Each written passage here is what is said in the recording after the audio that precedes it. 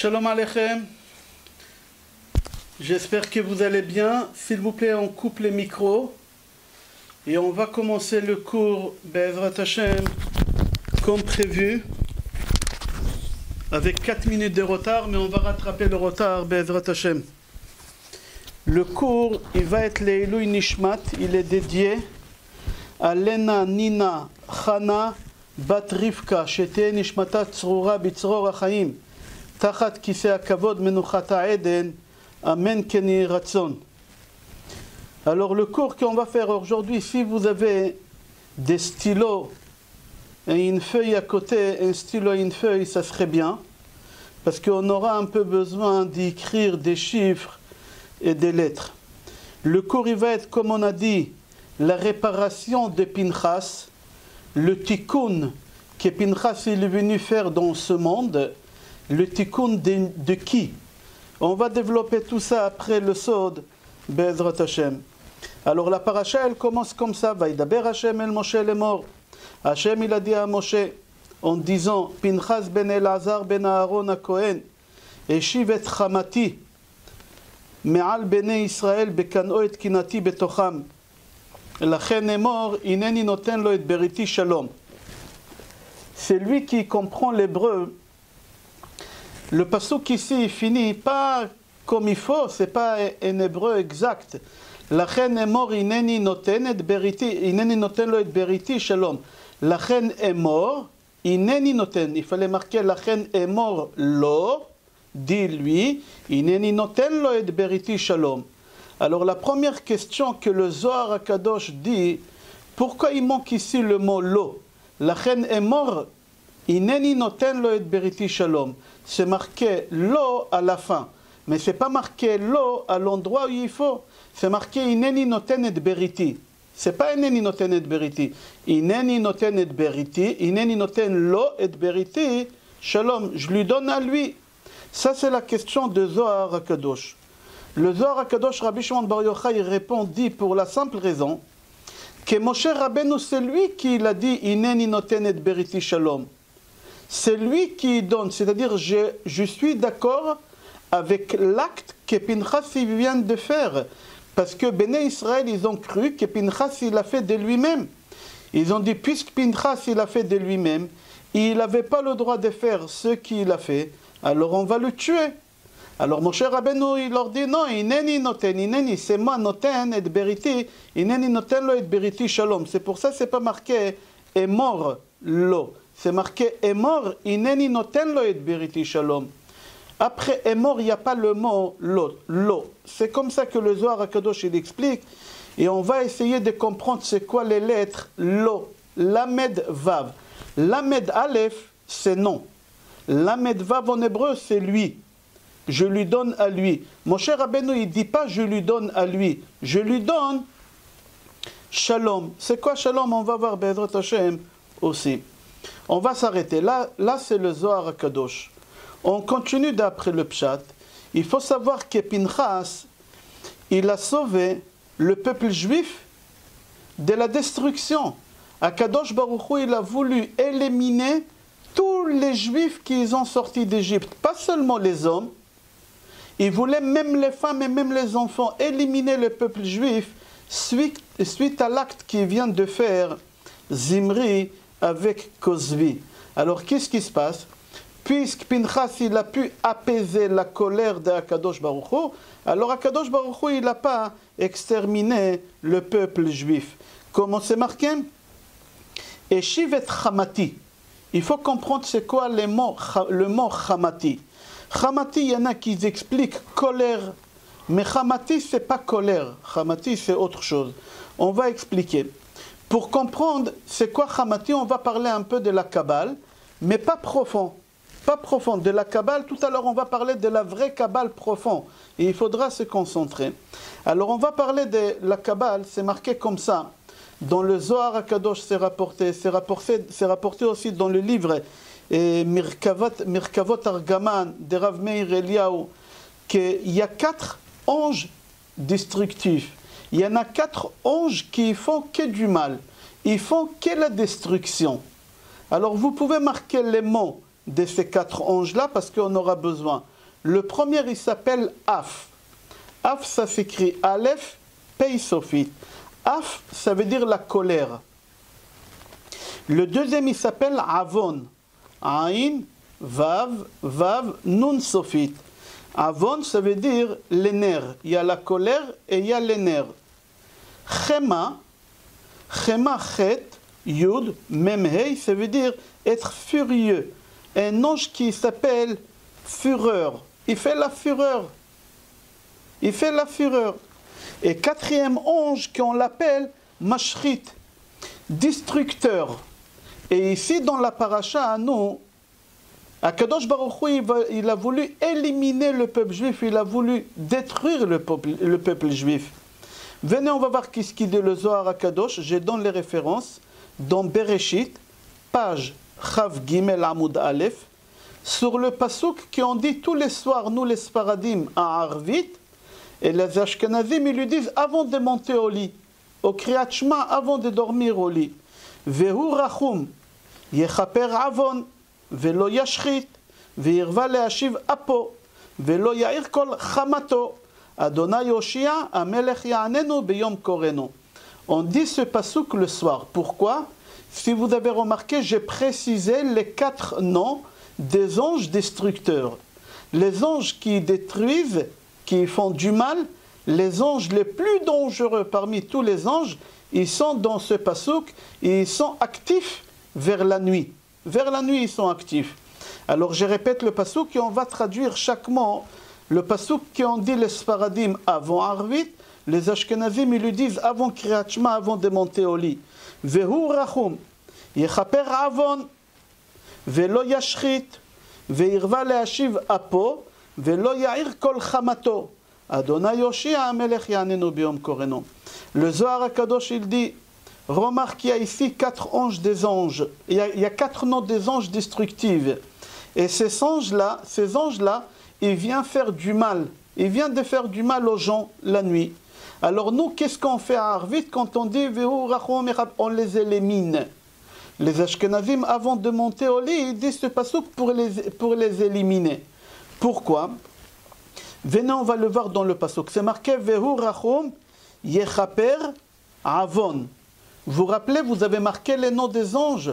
Le premier ange qu'on a marqué, pardon, pas le premier, le deuxième ange qu'on a marqué tout à l'heure, il s'appelle Avon. Avon, c'est l'ange des nerfs. Alors on l'annule. Le deuxième, Velo Yashchit. Velo Yashchit, c'est le dernier qu'on a écrit, le 4e. Yashchit, on a expliqué, c'est destructeur, l'ange destructeur. On l'annule lui aussi. Velo Irba Leashiv Apo, on annule l'ange de la colère, c'est le premier qu'on a écrit. Velo Yair Kol Chamato. C'est quoi Velo Yair? Il ne faut pas réveiller de son sommeil l'ange Chamato. Chamato, c'est quoi on a expliqué? C'est la fureur. C'est la fureur. C'est l'ange le plus dur de tous les anges. Et c'est pour ça c'est marqué Velo Yair, il ne faut pas le réveiller. Il est très dangereux. Et qu'est-ce qui est marqué dans le pasuk, dans la paracha? Que Pinchas et Shivet Chamati. Pinchas, il a su comment contrôler l'ange le plus dangereux parmi les 4 anges. On va développer tout à l'heure. Alors c'est pour ça on dit Velo Yair, il ne faut pas le réveiller, il est très dangereux celui-là. Pas tout le monde y peut contre cet ange-là. Pinchas il a pu, mais pas tout le monde y peut. Maintenant quand on fait Kriyat Shema le soir, avant de dormir, au Kriyat Shema avant Arvit, nous on annule ces 4 anges-là. Venez voir qu'est-ce qui est marqué dans Gemara Brachot, page Hey, Amoud Aleph. Amar Rabbi Yoshua ben Levi, Rabbi Yoshua ben Levi dit, Kriyat Shema matzila mina mazikim. Quand on lit Kriyat Shema, c'est une protection des mauvais démons, des mauvaises personnes qui veulent te faire du mal. Mazikim, ça veut dire shedim. En pluriel, en singulier, shed. C'est un démon. Quand tu lis Kriyat Shema, tu te protèges des démons. C'est bien de demander aux enfants, avant qu'ils s'endorment, de lire au moins le premier pasuk de Shema Israël, comme ça, ils ne font pas de cauchemars. Parce que le cauchemar, il vient des démons. Alors c'est marqué ici dans la Gemara, Brachot, page Ei Amoud Aleph, que c'est bien de lire Kriyat Shema avant pour nous tous, pas que pour les enfants. Pour qu'à comme ça on annule les 4 anges dangereux qu'on a cités jusqu'à maintenant. De où on voit ça? Là je vous ai demandé de prendre un stylo avec une feuille et on va écrire, j'ai vu dans le livre de Rav Meir Eliyahu, Mirkavot Argaman, écrivez le mot Shema, Shin, Mem, Ain. Shema, Shin, Mem, Ain. Retirez la lettre Shin, mettez-la de côté. Qu'est-ce qui vous reste comme lettre? Entourez les 2 lettres qui vous restent. Il vous reste Mem et Ain. C'est quoi Mem et Ain? C'est Mashrit et Avon. C'est 2 anges parmi les 4 anges. Laissez le Shin tout à l'heure, on aura besoin de lui tout à l'heure. On va y aller maintenant, le dernier mot de Echad. Shema Israël, Adonai Eloheinu, Adonai Echad. Allez chez Echad. Mettez de côté le Dalet. Qu'est-ce qui vous reste comme lettre? Aleph et Chet. Aleph, c'est l'ange de Af. Et Chet, l'ange de Chema. Alors maintenant, si tu prends les 2 lettres que tu as mis de côté, il reste Shin et Dalet. Shin et Dalet, ça veut dire quoi? Shed. C'est-à-dire le soir, qui vient t'attaquer? C'est des démons, Shed. Et qui c'est ces démons-là? C'est les 4 démons que tu viens de retrouver dans les 2 lettres de Shema, Mem Ain et de Echad, Aleph Chet. Comme ça, hein, il dit, c'est pour cela, c'est important de lire Shema Israël pour annuler les démons. Pourquoi je ramène tout ça? Est-ce que vous vous rappelez, dans le cours d'hier, on a expliqué, au moment que Pinchas il a voulu tuer Zimri et Kozvi, qu'est-ce qu'ils ont fait tous les béné Israël? Ils ont lu Shema Israël, Hashem Elokeinu, Hashem Echad. Pourquoi ils ont lu Shema Israël, Hashem Elokeinu, Hashem Echad? Pour se protéger des démons qui s'appellent Chema. Chema, c'est le démon le plus dangereux. Velo Ya'ir, il ne faut pas le réveiller. Kol Chamato, le Chema, il ne faut pas le réveiller. On ne peut pas contre lui. Il y a une seule personne qui l'a pu contre lui, c'était Pinchas. C'est pour ça qu'Akadosh Baruch Hu, il a témoigné dans la Torah. Et Shivet Chamati me'al bnei Israël. Et Shivet Chamati, Pinchas, il a su comment dominer, comment contrôler l'ange le plus dangereux parmi les 4 anges. On aura besoin encore des stylos, gardez-les, je continue. Vous savez que dans le livre Vaïkra, il y a beaucoup de sacrifices. Il y a beaucoup de sacrifices. Mais si vous prenez tous les sacrifices et vous les dispatchez en groupe, il n'y en a que 4 sacrifices. Dans toute la Torah, il n'y en a que 4 sacrifices. Il faudra les marquer. Le premier sacrifice, il s'appelle Khatat, Chet, Tet, Aleph, Taf. Le deuxième sacrifice, il s'appelle Mincha, Mem, Nun, Chet, Hei. Le troisième sacrifice, il s'appelle Hacham, Aleph, Shin, Mem. Et le dernier sacrifice, il s'appelle Ola. Si vous les avez écrits, entourez les premières lettres de chaque sacrifice. Le premier lettre que vous devez entourer, c'est Chet, de Khatat. Chet, c'est l'ange qu'on a dit tout à l'heure, qui s'appelle comment? Comment on a dit? Chema. C'est le plus dangereux. Le même, qu'on a dit, c'est quoi? C'est Mashrit. Le troisième, Hacham, c'est Aleph, c'est Af. Et Ain, c'est Avon. C'est-à-dire les 4 anges, ils ont exactement les mêmes lettres que tous les sacrifices qu'on a au Beth Amikdash. C'est-à-dire à l'époque de Beth Amikdash, quand on faisait des sacrifices, on annulait les démons. On n'avait pas de démons. On était protégés. Aucun enfant, il faisait des cauchemars. Personne la nuit, à l'époque de Beth Amikdash, il s'est fait agresser par des démons. Pourquoi? Parce qu'on faisait les sacrifices. Alors maintenant, qu'est-ce qu'on voit par là? Qu'il y a 4 sacrifices, il y a les 4 démons. On n'a pas fini. Il y a aussi 4 personnes qui on les a jetées dans la fournaise, dans l'histoire juive. Si vous voulez les marquer, parce que les premières lettres de ces chaque, c'est les 4 anges destructifs. La première personne qu'on a jetée, c'est Avraham Avinu. Avraham, la première lettre, c'est Aleph, c'est Af. Après, c'est Hanania, c'est Chema. Après, c'est Mishaël, c'est Mashrit. Et Azaria, Ain, Avon. Hanania, Mishaël, Azaria et Avraham, si vous prenez les premières lettres de ces 4 personnes qu'on a jetées dans la fournaise, c'est les 4 démons. Pourquoi? Parce que pour faire purifier quelque chose, si par exemple j'ai de l'or, et j'aimerais purifier l'or, enlever tout le mal, je les mets dans le feu. Je les mets dans le feu. Et au moment que je les mets dans le feu, tout le mal, toute la saleté qu'il y a dans de l'or, alors ça s'appelle en français fonderie. On est en train de fondre l'or, on enlève toute la saleté et on reconstruit à nouveau. Ici, Hanania, Mishaël, Azaria et Abraham, tout le temps ils ont fait d'annuler ces 4 personnes.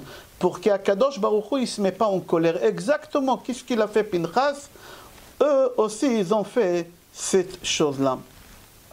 Alors je répète, tout celui qui lit Kriyat Shema avant de monter au lit, il annule ces 4 démons, surtout les enfants. Il y a des enfants qui font pipi au lit jusqu'à tard. Il y a des enfants qui ont peur la nuit. Il y a des enfants qui voient des images. Il y a des enfants qui font des cauchemars. S'ils lisent Shema Israël Adonai Eloheinu Adonai Echad, que ce pasouk-là, normalement, Kriyat Shema à la mita, il est long. Mais déjà que ça, en comprenant qu'il faut mettre le shin à côté, il reste même aïn, et Echad, il faut enlever le dalet, il reste le chet dalet. Alors le shin et dalet, ça fait shed, et même aïn, ça fait les 2 anges, et aleph chet, ça fait les 2 autres. Total, ça fait 4, et ça protège les enfants et les adultes. Et c'est ça qu'est-ce qu'il a fait Pinchas. Tous Béné Israël, ils ont lu Kriyat Shema contre Zimri, il a poignardé, contre Pinchas, il a poignardé Zimri et Kozvi. Mais personne n'a su faire la kavana. Pinchas, il a su comment dominer, comment contrôler l'ange le plus dangereux parmi les 4 anges.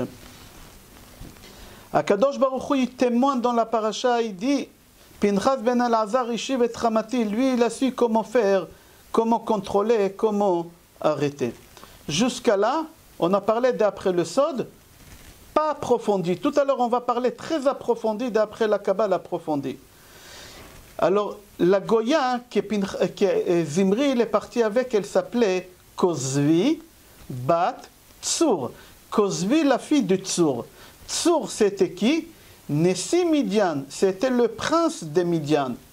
Et le prince de Midian, il a dit à sa fille, ma fille, si tu pourras faire glisser le chef des Béné Israël, tu auras un cadeau.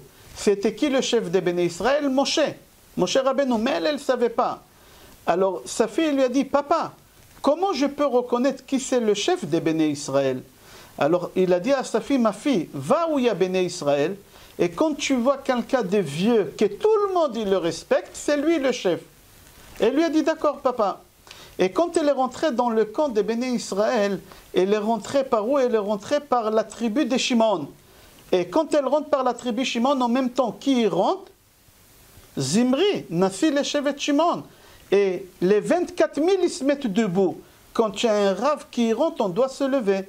Quand le chef il rentre, tout le monde ils doivent se lever. Alors elle, dans sa tête, elle a cru que Zimri, c'est Moshe Rabbeinu. Qu'est-ce qu'elle a fait? Elle va et le fait glisser. Elle le fait glisser. Et elle a réussi à faire ce qu'il a fait. La Gemara dit, en apotropos la harayot. C'est quoi un apotropos la harayot?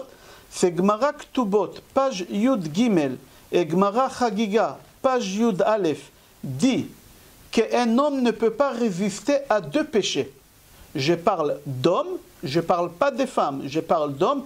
Là-bas, la Gemara, dans plusieurs endroits, moi j'ai ramené 2 références, mais c'est répété plusieurs fois dans la Gemara, qu'un homme ne peut pas résister à 2 tentations. Tout le monde y glisse. C'est l'argent et c'est les femmes. Même Zimri, qu'est-ce qu'il vient de faire? Nassi le chevet Shimon, ce n'était pas n'importe qui. Il a glissé avec une femme. La Gemara, il dit là-bas qu'il y a une histoire avec Rabbi Tarpon, que Rabbi Tarpon c'était un tzaddik. Il avait tellement peur de glisser. Et son fils, il s'est marié avec une belle fille. Et il a eu peur de glisser avec sa belle-fille. Et il a dit à ses élèves, mes élèves, jamais ne me laissez seul avec ma belle-fille. On ne peut pas savoir, un homme il peut glisser avec n'importe qui. Alors il y a un des élèves qui lui a dit, Rabbi, quand même, vous avez 90 ans, votre belle-fille elle a 19 ans, qui aura l'idée de faire une chose pareille? Le Rabbi lui a dit, en apotropos la harayot. Personne ne peut te garantir dans 2 choses, dans l'argent et dans les femmes. Là-bas, la Gemara dit, en fin de compte, à la fin, qu'est-ce qui s'est passé? L'élève qui a dit à Rabbi Tarfon, ça ne peut pas arriver. Lui, il a glissé avec sa belle-mère. Il était vieil, il a glissé avec sa belle-mère. Comme ça, il dit la Gemara. Pourquoi je ramène cette Gemara-là? Pour montrer que Zimri, c'était un tzaddik, c'était pas n'importe qui. Zimri, c'était un tzaddik, mais il a glissé malheureusement. Il a glissé. Encore une Gemara Shabbat, page Kuf Chav Zain. Que toujours tu dois juger les gens en bien. Si tu vois quelqu'un qui a fait une erreur, il y a un barbu, il a fait une erreur. Il ne faut pas lui mettre un tampon d'un voleur, un tampon d'un violeur. Non, là-bas la Gemara dit, il faut juger toujours les gens en bien. Tu ne peux pas savoir ce qui s'est passé. Et aussi c'est une Mishnah de Maxime de nos pères. Et Vedan kol adam lekav zchut. Tu dois juger chaque personne de bon côté. Ni juge en mal les gens. Pourquoi?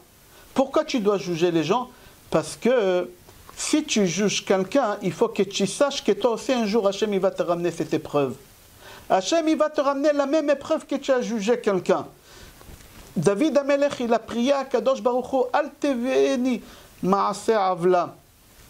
N'y me ramène pas au tribunal, parce qu'il était Dayan David, n'y me ramène pas au tribunal des actes malhonnêtes, parce que je pourrais tomber moi aussi dedans, parce que je dois juger. Quand tu juges quelqu'un, quand tu pointes le doigt sur quelqu'un, quand tu mets quelqu'un avec un grand point, il est voleur, il est ci, tu tomberas toi aussi dedans.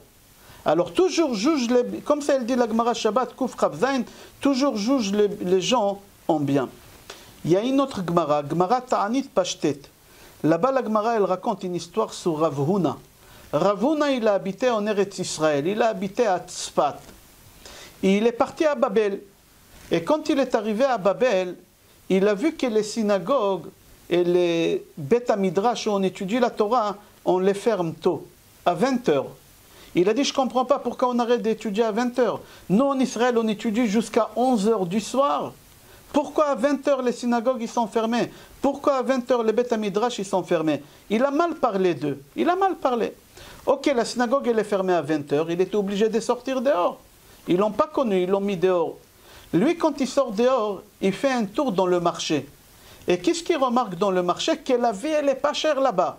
À Babel, la vie, elle n'est pas chère. Il a trouvé qu'un kilo de dattes, en Israël, il vaut 20 € le kilo.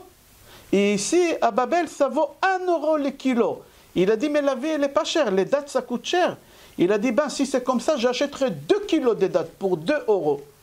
Il a pris les 2 kilos de dattes avec lui, il est parti dormir à l'hôtel. Et qu'est-ce qu'il a fait toute la nuit? Il a mangé des dattes. Il a mangé des dattes. À 2h du matin, il a attrapé une indigestion. Il a eu mal au ventre. Et toute la nuit, de 2h du matin jusqu'à 6h du matin, il courait entre son lit et les toilettes. Il a raté la tfila le matin. Il est arrivé en retard. Et toute la journée, il avait mal au ventre. À la fin, il a dit, maintenant je comprends pourquoi les synagogues ils sont fermées. Maintenant je comprends. Moi, je les ai jugés en mal parce que je n'ai pas compris pourquoi. Maintenant que je vis de la même manière qu'eux ils vivent, c'est pas possible de vivre comme ça. C'est-à-dire qu'on doit toujours juger les gens en bien. On va voir encore une Gemara, Choulin, page Kouf Membet, Amoud Bet. Là-bas, la Gemara, elle raconte que Rabbi Yochanan Kohen Gadol, Rabbi Yochanan, c'était un des plus grands prêtres. Vous savez c'est quoi Kohen Gadol? Kohen Gadol, il rentrait au Beth Amikdash à Kippour, au Kodesh HaKodashim, au Saint des Saints. Il voyait Hachem qui viachol. À Kadosh Baruch Hu, il demandait au Kohen Gadol de le bénir. Vous savez c'est quoi Kohen Gadol? Et c'est lui qui est rentré au Beth Amikdash, au Kodesh HaKodashim. Une fois, il était waouh. S'il rentrait 2 fois, il était waouh. S'il rentrait 3 fois, c'était un ange. Rabbi Yochanan Kohen Gadol, Shimesh Bakeuna Shmonim Shana, 80 ans, 80 fois il est rentré au Beth Amikdash. Et à la fin de sa vie, il est devenu quoi? Tzdoki. C'est quoi Tzdoki? Il croyait à la Torah écrite, mais il ne croyait pas à la Torah orale. En Israël, on a beaucoup comme ça, Ashdod, des Karaïtes, on les appelle aujourd'hui. Comment c'est possible que quelqu'un qui est rentré au Beth Amikdash, qui l'a vu à Kadosh Baruch Hu, non, un apotropos, on ne peut pas savoir, il ne faut pas juger les gens. C'est pas seulement il ne faut pas juger les gens mal, même tu n'as pas le droit, le contraire, tu n'as pas le droit de juger les gens. Viens voir, Rabbi Yochanan Cohen Gadol, il a fait des erreurs. Il fallait qu'il retourne sur terre pour réparer ce qu'il a fait. Il est retourné dans le corps de qui? Rabbi Elazar ben Dordaya. Rabbi Elazar ben Dordaya, c'est quelqu'un qui a fait tous les péchés qu'il y a dans le monde. Tous les péchés. Pas seulement tous les péchés. Il n'y a pas une prostituée dans son pays où il habitait qui n'a pas connu son adresse et son téléphone. Il n'y en a pas une. Comme ça c'est marqué dans la Gemara. Il n'y en a pas une prostituée. C'est-à-dire qu'il a fait tous les péchés. Et à la fin de sa vie, qu'est-ce qu'il a fait? Quelques minutes avant la mort, il a compris l'erreur qu'il a fait. Là-bas, la Gemara dit, ben birka vega bepriya. Il a pleuré, il a fait tchouva, tellement il a pleuré qu'il est mort. Il est mort en faisant tchouva. Pendant toute sa vie, on l'a jugé en mal. Oui, c'est un rachat, oui, c'est quelqu'un qui mange à Kippour, oui, c'est quelqu'un qui ne fait pas Shabbat. Et à la fin de sa vie, qu'est-ce qu'il a fait? Il a fait tchouva. Qu'est-ce que tu apprends de là? Qu'il ne faut pas juger les gens pour rien. Ni en bien, ni en mal, tu ne peux pas savoir. Ni pointe le doigt sur personne. Ni accuse personne, ni juge personne, parce que si tu juges quelqu'un, tu tomberas dedans toi-même, tu tomberas dedans. Venez, on va voir encore une Gemara Brachot, Pashret. Là-bas, la Gemara Brachot dit, tu ne peux pas, qu'est-ce qui peut t'arriver dans ta vie? Chaque minute dans ta vie, tu dois prier que chaque chose il doit se passer bien. Écoutez comment elle finit la Gemara, ça fait des frissons. Quand j'ai appris cette Gemara il y a quelques années, ça m'a fait vraiment froid au dos. Là-bas, la Gemara dit, tu dois prier même après ta mort. Quand on va mettre la dernière coup d'épelle sur ton cercueil, prie que tes enfants ne se disputent pas sur l'héritage devant ta tombe. Ça peut arriver. Moi, j'ai vu des familles qui se sont disputées devant le cercueil de leur père sur l'héritage. Une famille en Angleterre, quand j'habitais à Manchester, des frères, ils se sont disputés qui va payer la dernière facture de la maison de retraite du père. C'est des gens riches, c'était des avocats, je me rappelle. Ils se sont disputés. Alors ici, la Gemara dit, Gemara Brachot, Pashret, toujours tu dois prier que chaque chose que tu fais dans ta vie, que ça se passe bien avec le shalom. Même la dernière coup de pelle qu'on va mettre sur ta tombe, prie qu'il n'y a pas de dispute. Qu'il n'y a pas de dispute, comme ça là-bas la Gemara a dit. Pourquoi? Parce que la Neshama, elle ne s'y porte pas. C'est la parole de qui? Rava bar Rav Shila. C'est la parole de Rava bar Rav Shila. Ok. Pourquoi j'ai avancé toutes ces choses-là? Venez, on va voir. Zimri ben Salou, il vient de faire un acte catastrophique. Il prend une Goya. Et il fait avec la Goya ce qu'il fait. C'était un rachat ou c'était un tzaddik? J'ai dit au début du cours, c'était un tzaddik. Mais il a glissé. Il a glissé. Tout le monde, ils peuvent glisser. Mon cher Rabbeinu, quand il a vu que Zimri, il prend la Goya et il fait ce qu'il fait, mon cher dit, mais qu'est-ce qui t'arrive? Tu sais qui tu es, toi? Tu es un prince de la tribu de Shimon. Tu es un roche Sanhédrin. Tu es la tête de Sanhédrin. Tu n'es pas n'importe qui. Tu es un tzaddik. Comment tu glisses comme ça? Zimri lui a dit, pourquoi moi j'ai pas le droit et toi tu as le droit? Ta femme aussi elle est Goya. Ta femme aussi elle est des Midian. Pourquoi moi j'ai pas le droit de prendre une femme comme toi? Mon cher Rabbeinu, il n'a pas pu répondre.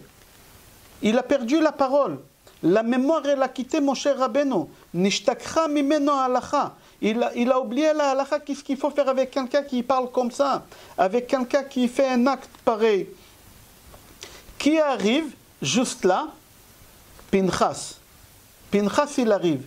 Rabotai, quand est-ce que Pinchas il est arrivé? Je précise bien. Faites attention. Ce n'est pas marqué dans beaucoup de livres. Pinchas, il arrive après l'acte. Et pas seulement après l'acte, après qu'Akadosh Baruch Hu, il a commencé à tuer 24 000 personnes, ils sont morts. À partir du moment que les 24 000 personnes ils sont morts, Pinchas il arrive, il poignarde. Il poignarde les deux. Je précise bien, après que 24 000 ils sont morts. Alors là-bas, la Gemara elle pose la question, elle dit, pourquoi Akadosh Baruch Hu, il a fait que mon cher Rabbeinu, il oublie la halakha? C'est une halakha simple. C'est une halakha simple. Comment Moshe ne s'est pas rappelé à Boel Aramit, Kanaim Pogrinbo? Comment Moshe Rabbeinu ne s'est pas rappelé que c'est lui qui va avec une Goya, on le tue? Viens, on va dire Moshe Rabbeinu avec l'âge, Chaz Veshalom, mais on va dire. Mais autour de lui, il avait qui? Il avait tous les Ham Israël, tous les Juifs, ils étaient là. Parmi tous ces 600 000 personnes, il n'y a pas un qui s'est rappelé de la halakha. Il n'y a que Pinchas qui s'est rappelé de la halacha. Il faut comprendre qu'est-ce qui se passe ici. Ça, c'est la question de la Gemara. La Gemara dit, tu dois déduire ici quelque chose dans ta vie. Il y a des gens dans la vie qui ont des échecs. Il y a des gens dans la vie qui ont des réussites. Il y a des gens dans la vie que tu crois qu'ils ne vont pas réussir dans leur vie. Il y a des gens dans la vie que tu crois qu'ils vont réussir. Il y a des parents qui croient qu'ils ont un enfant à bon à rien faire. Il n'est pas capable. Il dort toute la journée. Il traîne dans les rues toute la journée. La Gemara, elle te dit, En lecha adam she'en lo sha'a ve'en lecha adam she'en lo makom. Chacun, Akadosh Baruch Hu, il lui a réservé le moment de monter. Le moment de gloire, je crois, on dit en français. Pinchas, c'est arrivé le moment de monter. Il était tout le temps bas, il était Kohen, mais il ne pouvait pas travailler au Beth Amikdash, il n'avait rien. Il était jeune. Zimri ben Salou, il avait 250 ans. Pinchas, il avait 20 ans. Qu'est-ce qu'un homme de 20 ans, il va tuer quelqu'un de 250 ans? Qui tu es, toi? Akadosh Baruch Hu, il a voulu grandir Pinchas. C'est arrivé le moment, Pinchas, personne ne le regardait. Même on le narguait. On lui disait, tu as vu qui c'est ton grand-père? Vous savez c'était qui le grand-père de Pinchas? Le grand-père de Pinchas, c'était Yitro. Pourquoi? J'explique pourquoi. Parce que Yitro, il avait 7 filles. Tzipora, Moshe, il s'est marié. Et la deuxième sœur, c'est El-Hazar, le fils d'Aaron à Cohen, il s'est marié. Et d'El-Hazar est la fille d'Yitro qui vient au monde. Pinchas ben El-Hazar. Et la maman de Pinchas, c'était qui? C'était la fille d'Yitro. Alors les Juifs, les Béné Israël, ils narguaient Pinchas. Tu te pries pour qui, toi? Tu sais qui c'est ton grand-père?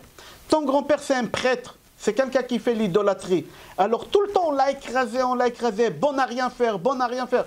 Des fois, il y a un enfant à la maison qui en fait qu'écraser Hachem Yatzilenu. C'est une erreur. Akadosh Baruch Hu, il a dit, c'est arrivé le moment de Pinchas de le monter. Qu'est-ce qu'il a fait Hachem? Pour pouvoir monter Pinchas, Hachem, il a fait oublier à tout le monde la halacha.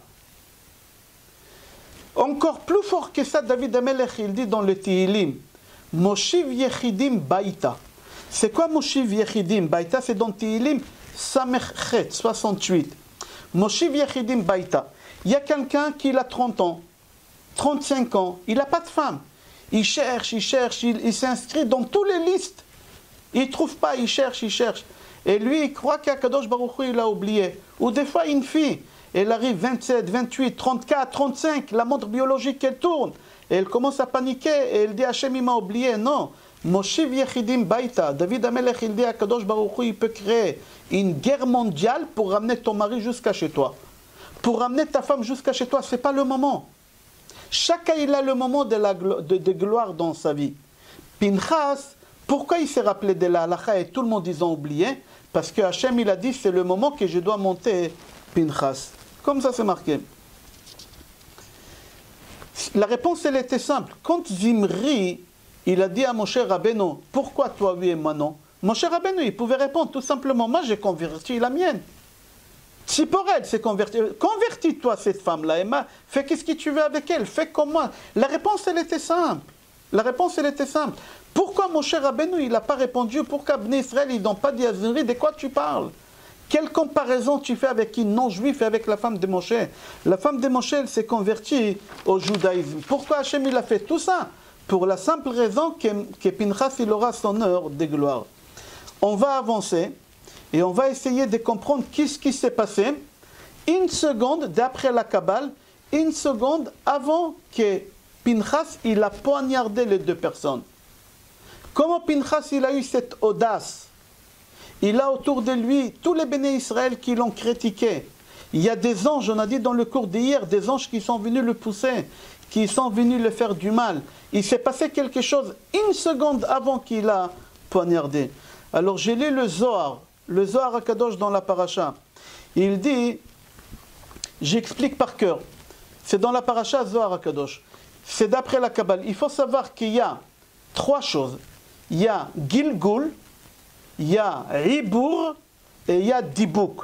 Et j'explique, ne vous inquiétez pas. Il y a Gilgul, on est tous des Gilgulim. C'est quoi Gilgul? C'est quelqu'un qui a vécu ici, il n'a pas fini son devoir, ou il a mal fait son devoir, Hachem il le ramène à nouveau ici. Ari HaKadosh, il dit, tous on était sur terre. Moi j'étais sur terre, toi tu étais sur terre, elle était, on était tous sur terre ici, tous. Il n'y a pas un neshamot chadashot, il n'y a pas de nouvelles âmes. Ça s'appelle Gilgul. On est tous des Gilgulim. Ya Ibour. C'est quoi Ibour? En hébreu, si tu prends le dictionnaire Ibour, c'est une femme qui a un bébé dans le ventre. Isha me'uberet, c'est un corps dans un autre corps. Alors j'explique c'est quoi Ibour. D'après la Kabbale, Ibour, si par exemple, il y a quelqu'un qui a quitté le monde, il était tzaddik mais il a fait une seule faute. Est-ce que Hachem il va le ramener sur terre encore 80 ans, 90 ans pour réparer une seule faute? Non, Hachem il ne fait pas une chose pareille. Quelqu'un qui a fait 2 fautes, Hachem il ne va pas le ramener sur terre pour réparer, non. Qu'est-ce qu'il fait Hachem avec ce tzaddik-là? Il le met de côté et il lui dit le jour qu'il y a un juif sur terre qui fait la mitzvah que toi tu as raté, je ferai rentrer ta neshama dans son corps. Ça s'appelle Ibour. Une neshama dans l'autre neshama. Je donne un exemple. Moi, Raphaël, j'ai fait une mitzvah de Kibud Orim, honorer les parents. Et il y a un rabbin qui s'appelait Abaye, qui n'a pas fait cette mitzvah parce qu'il était orphelin des pères et de mères. Des pères et de mères. Alors lui, il ne peut pas y aller au Gan Eden. Pourquoi? Il était tzaddik Abaye, mais il ne peut pas parce qu'il n'a pas fait toute la Torah. Il a raté la mitzvah de Kibud Orim. Ce n'est pas sa faute, mais il a raté. Hachem, il ne va pas le ramener ici sur terre pour faire cette mitzvah. Non, Hachem, il a gardé Abaye de côté. Il lui a dit, le jour que Raphaël Pinto, il va faire la mitzvah de Kibud Orim, je te fais rentrer dans son corps. Et au moment que lui fait la mitzvah, toi aussi tu feras la mitzvah. On est d'accord? Ça s'appelle Ribour. Ribour. Et lui, il reste dans mon corps combien de temps? Jusqu'à que je me mets en colère. Au moment de colère, il part. Au moment de colère, il part. La Gemara, j'ai donné un exemple avec moi, mais la Gemara, elle raconte que c'était vrai. La Gemara, elle raconte un jour, il y a un garçon, toute l'histoire que j'ai racontée, hein, la Gemara, elle raconte sur quelqu'un, mais j'ai dit sur moi pour vous donner un exemple. Pourquoi je vous raconte tout ça? Gilgul, Ibour et Dibouk, ça ne nous concerne pas. Pinchas, quand il a pris le romach, l'épée pour poignarder, Hachem, il a fait rentrer 2 personnes qui ont fait un péché et qu'il fallait qu'ils réparent au moment que Pinchas il poignarde. C'est qui ces 2 personnes? Nadav et Avihu, les 2 enfants d'Aaron qui sont morts. Pourquoi les 2 enfants d'Aaron ils sont morts? Les 2 enfants d'Aaron, ils ont fait 2 péchés. Ils ont fait 2 erreurs. Alors vous avez compris c'est quoi Ibour? Ibour c'est des tzadikim, Nadav et Avihu c'était des tzadikim. Hachem il les a mis de côté. Il leur a dit le jour que quelqu'un il va réparer qu'est-ce que vous n'avez pas fait, je vous ferai rentrer dans le corps. Qui est en train de faire la réparation? Pinchas. Hachem il a fait rentrer à Pinchas 2 neshamot, Nadav et Avihu. Quel péché ils ont fait Nadav et Avihu? Le premier péché d'après le Pshat. Après on va parler d'après la Kabbale très approfondie. Très approfondie. D'après le Pshat, qu'est-ce qu'ils ont fait Nadav et Avihu? Ils ont dit Inalacha devant Moshe et Aaron et on n'a pas le droit de dire Inalacha devant son Rav. Si par exemple, quelqu'un te pose une question d'Alacha, j'ai le droit de gratter la tête Shabbat, il te pose une question. Et il y a ton Rav à côté, tu n'as pas le droit de répondre. Tu n'as pas le droit de répondre. Tu dis, il y a le Rav, pose la question au Rav. Nadav et Avihu, ils ont tranché une halakha devant Moshe et Aaron. Ah, vous avez tranché une halakha devant Moshe et Aaron, il faudra réparer ici. Comment ils ont réparé? Pinchas, avant de tuer, il connaissait la halakha. Il demande à Moshe, Moshe, qu'est-ce qu'elle dit la halakha? Pinchas, il savait. Mais Moshe, il lui dit, je ne sais pas, dis-moi toi. C'est-à-dire, il lui a donné l'autorisation. Il a dit la halakha, tu nous as dit, il faut tuer. Il dit, alors je t'autorise à tuer. Et au moment qu'il tue, Nadav et Avihu, ils rentrent. Pourquoi? Parce qu'il a réparé ce qu'eux, ils n'ont pas fait. Eux, ils ont dit une halakha devant Moshe. Ils n'avaient pas le droit. Là, maintenant, Pinchas, il ne dit pas la halakha tant que Moshe ne lui a pas autorisé. Ça s'appelle Ibour. On va y aller d'après le Sod. On va aller beaucoup plus approfondi d'après le Zohar HaKadosh. Pardon, pas d'après le Zohar HaKadosh, d'après le Ramak. Rabbi Moshe Cordovero. Vous savez, c'était qui Rabbi Moshe Cordovero? C'était le Rav de Aharizal. À Tzfat, c'est lui qui va à Tzfat. Il y a une vieille synagogue, il y a des gens qui vont là-bas faire les tourismes dans le chouk. dans le vieux Chouk d'Etzfat. Dans cette synagogue, ils priaient tous ensemble. Maran Bet Yosef, Rabbi Yosef Karo, Rabbi Tzrak El Kabat, c'est lui qui l'a écrit les Chadodi, le Ramak Rabbi Moshe Cordovero, et son élève Aharizal, et l'élève d'Aharizal, Maharachu Rabbi Haim Vital. Il y avait là-bas 10 rabbanim, 10 grands géants qu'on connaît, ils ont vécu tous ensemble, ils avaient leur synagogue à eux. Maintenant, j'ai dit des choses très profondes d'après le Ramak. Si vous n'avez pas compris, vous pouvez après écouter parce que tout est enregistré, vous pouvez faire doucement et écoutez, je vais aller doucement. Le Ramak dit que Nadav et Avihu, ils sont venus faire le tikkun, le feu. Ils ont allumé un feu étranger. C'est quoi le feu? C'est quoi le feu? Alors il faut savoir qu'il y a une femme, je dirai une seule fois le nom. Après je dirai les lettres, si vous voulez l'écrire, vous l'écrivez. C'est la femme la plus dangereuse au monde. C'est un démon, pire que le démon. C'est une femme très très méchante. Et elle s'appelle Feu. Regardez qu'est-ce qui s'est passé. Natnu koach le nukba de klipa. Nukba de klipa, c'est la saleté, la plus saleté qu'il y a. Ils ont donné la force. Comment elle s'appelle cette femme? J'ai dit une seule fois, pas deux fois. Lilith. J'appelle celui qui veut écrire le nom, Lamed. Faites un trait pour ne pas écrire son nom, Yud. Faites un trait, Lamed, un trait, Yud, un trait et Taf. Eux, ils ont donné une force à cette femme-là très dangereuse. Au moment qu'ils ont ramené le feu au Beth Amikdash, ils ont donné à cette femme une force. C'est marqué Vayakrivu Esh Zara. C'est quoi Esh Zara? Le Ramak, il dit cette femme-là, Lamed Yud, Lamed Yud Taf, ils lui ont donné une force. C'est la saleté, ils lui ont donné la sainteté. Ils ont fait une erreur. Et Kozvi, la Goya, Kozvi, c'est la base de cette femme-là. Ce n'est pas la femme, parce qu'on ne peut pas la photocopier, cette femme, on ne peut pas la doubler. Elle est tellement méchante, on ne peut pas la doubler. Mais elle, c'est la base. Alors, qu'est-ce qu'il fait Zimri? Zimri, il monte sur Kozvi. Il monte sur la base. Pinchas, il arrive. Il voit la base de cette femme-là. Il dit, il faut l'éliminer, cette femme-là, il faut l'éliminer. C'est pour ça, si vous voulez marquer qu'est-ce que j'ai dit, vous allez voir que les dernières lettres, c'est le nom de cette femme. C'est marqué dans la paracha. Et Chamati Me'al Bene Israël. Si vous prenez les dernières lettres, Et Chamati Me'al Bene Israël, c'est Lamed Yud Taf. C'est-à-dire, Pinchas, au moment qu'il doit tuer Zimri et Kozvi, que c'est la base de Lamed Yud Taf, qui faut qu'il vienne réparer ça? Ce n'est pas Pinchas qui l'a donné la force, c'est Nadav et Avihu. Alors tout de suite, Nadav et Avihu, ils rentrent en lui, et là, Pinchas, il l'élimine. Et là, ils ont fait le tikkun.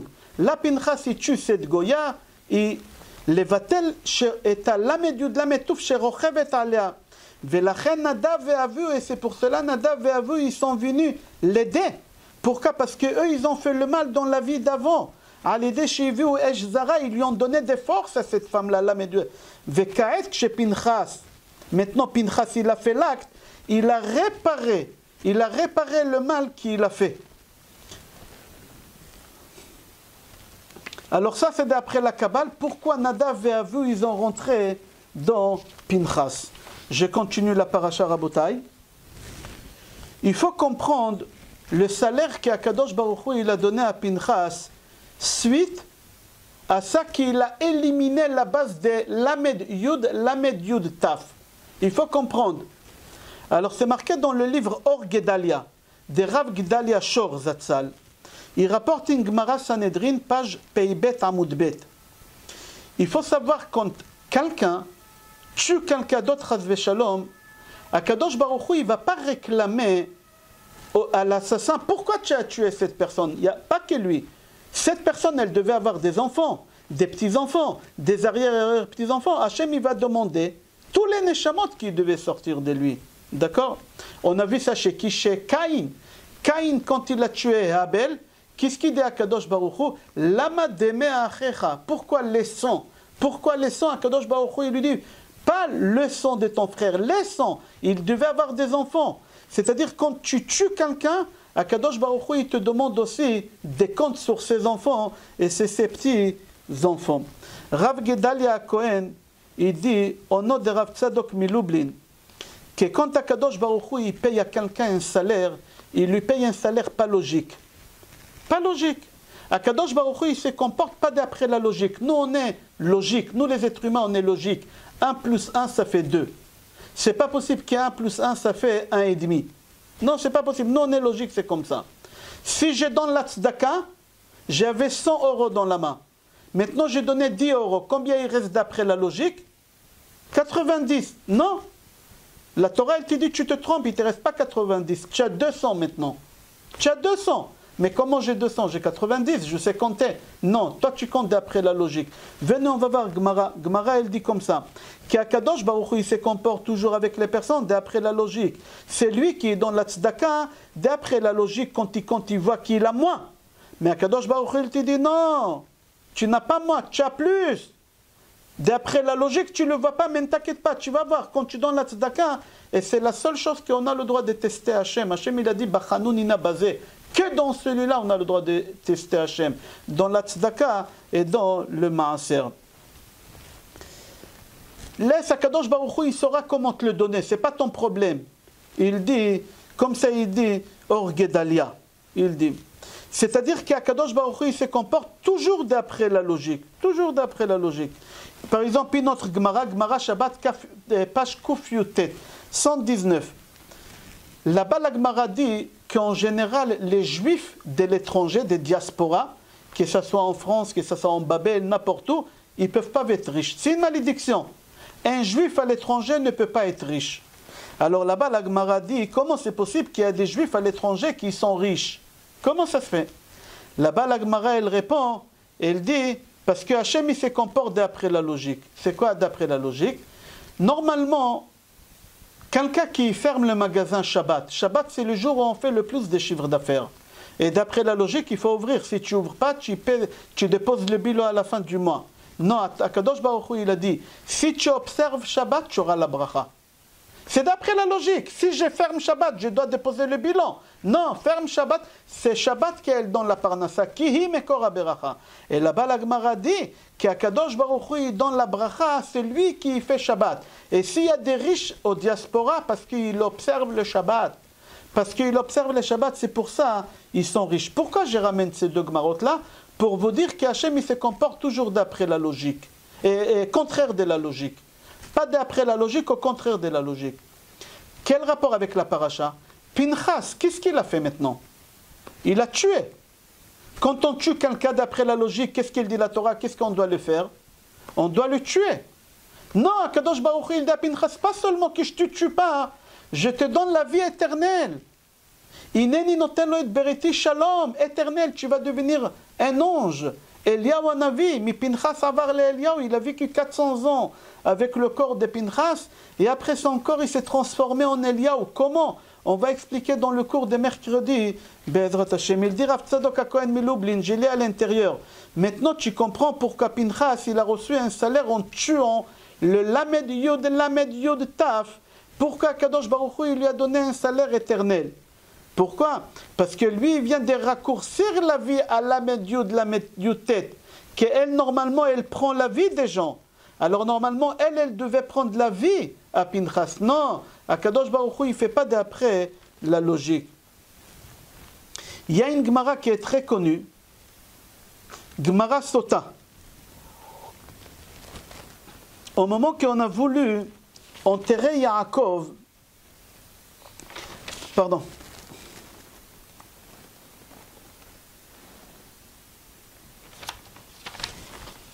je vais sauter parce que je ne veux pas être long.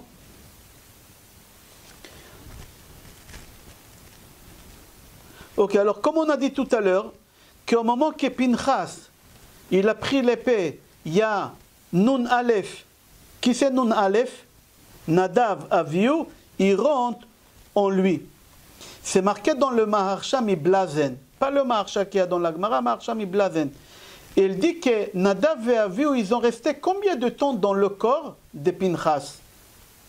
Combien de temps ils ont resté? Moi, je vous ai dit tout à l'heure, quand on fait une mitzvah, et grâce à cette mitzvah qu'on a fait, il y a un tzaddik qui est rentré en nous, combien de temps il reste en nous? Pas le temps qu'on fait la mitzvah, il reste au temps qu'on n'est pas énervé. Au moment qu'on se met en colère, la neshama elle s'en va. Pinchas jamais il s'est mis en colère. On a vu, Pinchas il a dominé la colère, les nerfs, la destruction. On a dit au début du cours d'après la Kabbale. Alors ils ont resté avec lui jusqu'à qu'il est devenu Eliyahu. Comment il est devenu Eliyahu?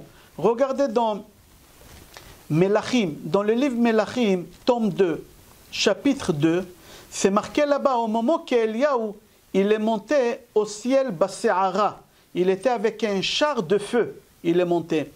Qui était à côté de lui? Son élève, Elisha. Elisha, au moment qu'Eliyahu il s'en va, Elisha il crie. Regardez qu'est-ce qu'Elisha il lui dit. Il lui dit à Eliyahu, Ve'ahina pishnaim beruchacha elai. Shnaim beruchacha, les deux qui sont toi elai, donne-les-moi. Nadav et Avihu, pourquoi tu les montes avec toi? Laisse-les-moi ici. Comme ça il dit, le Maharsham il blazen. Pourquoi na, ça veut dire Nadav et Avihu. Il a dit, laisse-moi Nadav et Avihu. Il ne faut pas les prendre avec toi. Ok. Le Maggid Meduvna, il pose une question. Et il dit à Kadosh Baruch Hu, il paye à Pinchas la vie éternelle parce qu'il a sauvé le peuple juif de la destruction. C'est marqué, Velo qu'il était béné Israël, Bekano et Kinati. Alors le Maggid Meduvna, il pose une question qu'on a posée hier, mais on n'a pas répondu hier. Est-ce que Nadav et Avihu, c'est la seule personne qui a sauvé les juifs de la destruction?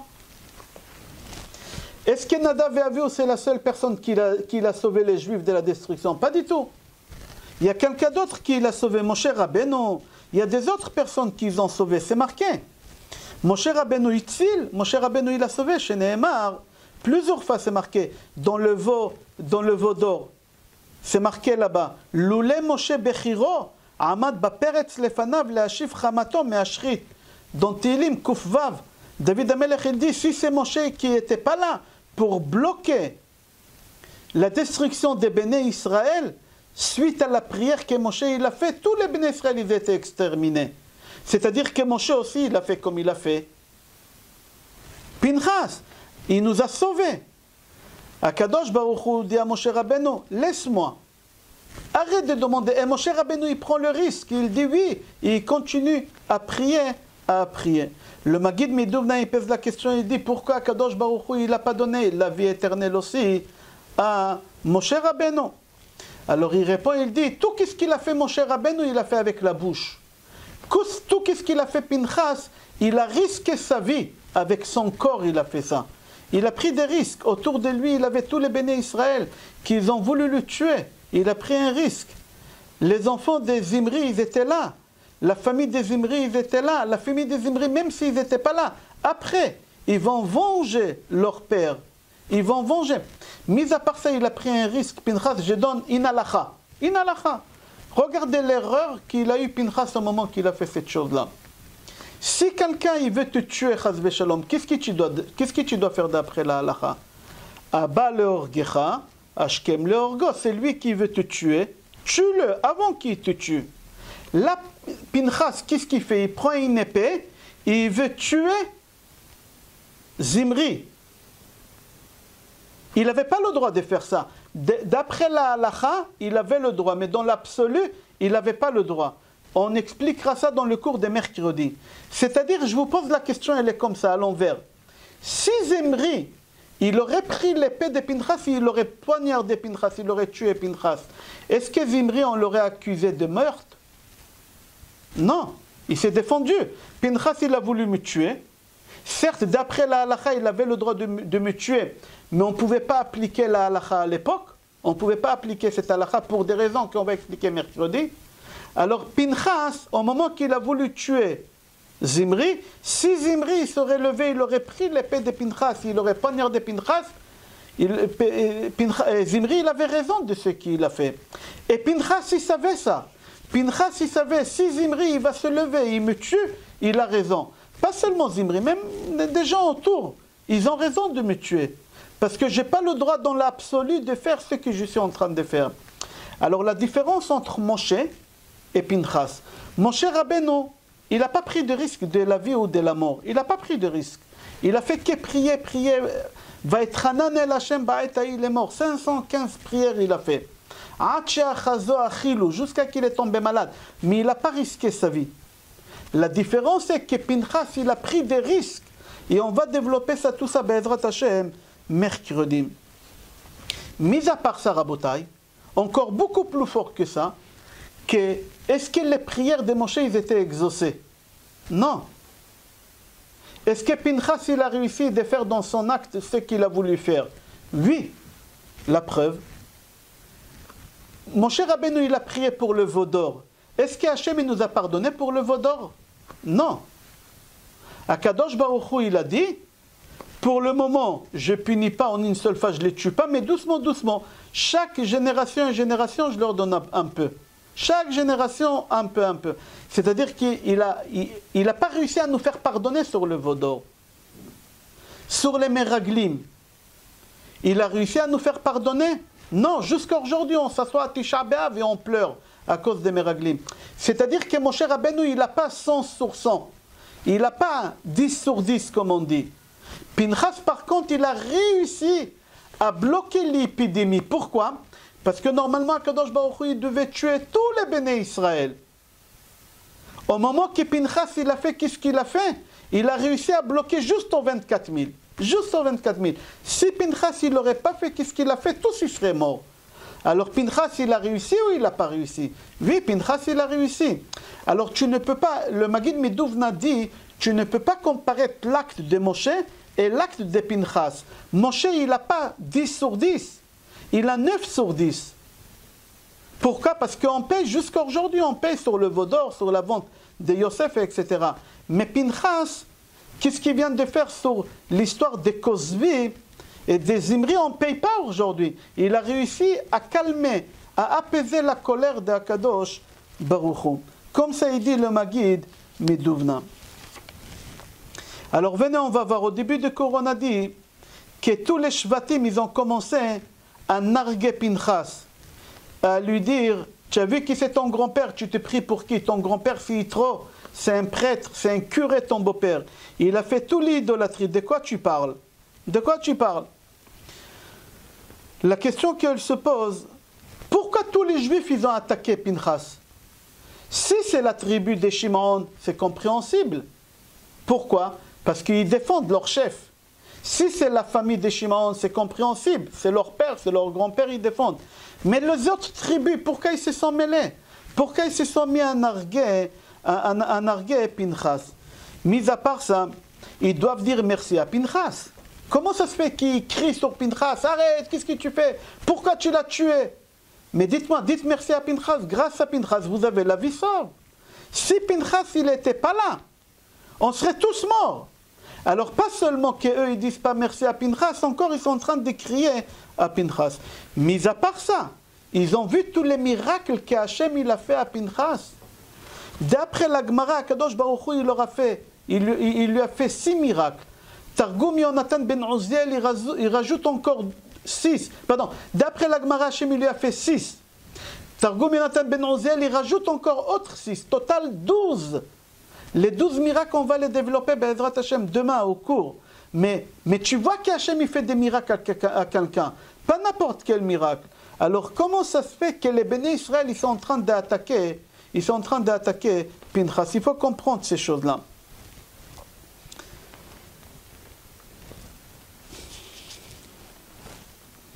Le Afikeyam, c'est un livre Afikeyam. Il répond, il dit, il faut que tu saches quelque chose. Quand tu fais quelque chose dans ta vie, et tu as un intérêt derrière, le plus petit intérêt, c'est-à-dire l'acte que tu es en train de faire, il n'est pas propre. Il n'est pas propre. Moshe Rabbeinu, pourquoi il n'a pas tué Zimri? Pourquoi il a attendu Pinchas? Parce que Moshe, il a dit, je ne peux pas le tuer moi. C'est pas parce que j'ai oublié. Pour la simple raison, il n'a pas oublié, mais il n'a pas voulu dire la raison. Mais la raison est que quoi? Que si je me lève, je le tue. Aninago abadavar. J'ai un intérêt parce que lui, il vient de m'attaquer, ta femme. Il m'a attaqué sur ma femme. Qu'est-ce qu'ils vont dire les gens? Ils vont dire, ah, parce qu'il t'a attaqué sur ta femme, alors tu t'es vengé. Tu n'as pas le droit de faire une chose pareille. Pinchas, c'est exactement la même chose. Les Bnei Israël, ils l'ont attaqué, ils l'ont dit, tu sais, l'acte que tu as fait, c'est pas un acte à 100% propre. C'est pas un acte à 100% pur. Pourquoi? Parce que ton grand-père, c'est le beau-père de ton oncle Moshe. Ton oncle, c'est la famille trop proche. Tout ce que tu as fait, tu n'as pas fait pour la mitzvah. C'est pour ça qu'ils l'ont attaqué. Ils ont voulu lui dire, est-ce que tu étais propre dans ta pensée? Est-ce que tu as fait ça pour Hachem ou est-ce que tu as fait ça par intérêt? Par intérêt. Alors là, ils ont vu qu'il a fait à 100% pour Akadosh Baruch Hu. La preuve qu'il a pris des risques. Et Akadosh Baruch Hu, il était là pour confirmer. Akadosh Baruch Hu, il lui a fait des miracles. Alors, il n'avait pas ici quelque chose des arrière-pensées. Akadosh Baruch Hu, il sait seulement les pensées des gens. Personne d'autre, il peut savoir ce que tu penses au moment que tu fais quelque chose. Et comme il y a qu'Akadosh Baruch Hu qui sait ce que tu penses, alors Akadosh Baruch Hu, il est venu, il a témoigné ici en faisant des miracles à Pinchas au moment qu'il a tué Zimri pour dire quoi? Que Pinchas, il a fait l'acte à 100% avec la pensée. Rabotai, on va s'arrêter là, on va faire un résumé et on va continuer le cours Be'ezrat Hashem demain. Je vais envoyer l'annonce pour demain à 14h30, la suite. Et mercredi, on va conclure tous les cours des dimanches, lundi, mardi. Mercredi, on va faire que Be'ezrat Hashem très approfondi, beaucoup plus approfondi, Be'ezrat Hashem. Alors, Rabotai, le résumé du cours. Au début du cours, on a expliqué et on a dit c'est quoi les 4 sortes de malachim. Vehu rachum, yechaper avon, velo yashrit, ve'irva le'ashiv apo, velo ya'ir kol chamato. Il y a 4 malachim qui sont dangereux. Le malach le plus dangereux, velo ya'ir, il ne faut pas le réveiller. Chamato. Qui fait chamato? Chamato, c'est ce qui vient de contrôler Pinchas. C'est shivet chamati me'al bnei Israël. C'est-à-dire le travail que Pinchas il a fait, c'est exactement le travail qu'il fallait faire contrôler. Et quand on fait Shema Israël, Adonai Eloheinu Adonai Echad, on contrôle ces 4 anges que la nuit ils viennent nous attaquer. Et surtout, ils viennent attaquer les enfants. C'est pour ça qu'il y a des enfants qui font pipi au lit jusqu'à tard. C'est pour ça qu'il y a des enfants qui voient des images, ils voient des choses, ils n'arrivent pas à dormir. Pourquoi? Parce que dans Echad, on lève le Dalet, il reste Aleph Chet, c'est Af Vechema. Et dans Shema, on lève le Shin, il reste là-bas quoi? Le Chet Dalet. Maintenant, Shema, Mem Aïn, Mem Aïn et à la fin Chet Dalet. Et si tu prends les 2 lettres qu'on a retirées, ça fait Shed, les démons. Ces 4 démons-là, ils viennent attaquer. Et qu'est-ce qu'il a fait? Pinchas, il a su contrôler toutes ces choses-là. Ok, Rabotai, on va s'arrêter là. S'il y a quelques questions, on va essayer de répondre, Be'ezrat Hashem. Et sinon, on a rendez-vous, Be'ezrat Hashem, demain à 14h30, heure française.